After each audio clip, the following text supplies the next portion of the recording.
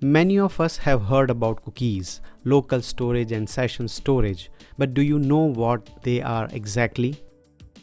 Let me explain them to you in simplest of ways. Whenever you open certain sites, they show pop-ups or info tabs saying this site uses cookies and you must accept them all or partly to continue browsing the site. I am sure you have encountered numerous such websites who flash that information even before you browse that particular site. So what are they? They are called cookies. Cookies are just small text files that are placed on your device. They hold a very small amount of data with a max capacity of just 4 KB.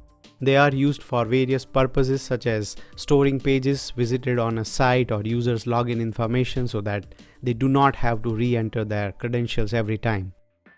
Cookies play a very important role in customizing user experience based on the user's browsing history for that site. A cookie can be set from an HTTP header. Usually the server that you are trying to reach, if it has cookies, will send an HTTP header like this. When your browser receives this header, it saves the cookie under this name. Remember, cookies are associated with websites. You can only see cookies of the website you are browsing. To see the cookies, if you have Firefox, from your DevTools go to Storage and Cookies. If you have Chrome, from your DevTools go to Application, Storage and click on Cookies. As I mentioned, the max size for cookies is 4 KB.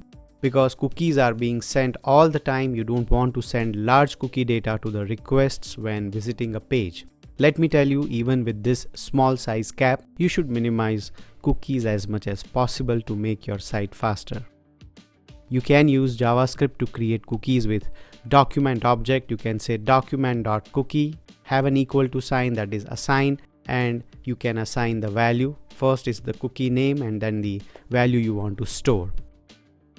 You can display or refer the cookie with the document object. You can say console log, for example, document.cookie, and it will give you the cookie details. For a long time, cookies were the main way to store information about users. This scenario changed after HTML5 came into existence and introduced local storage as another data storage option.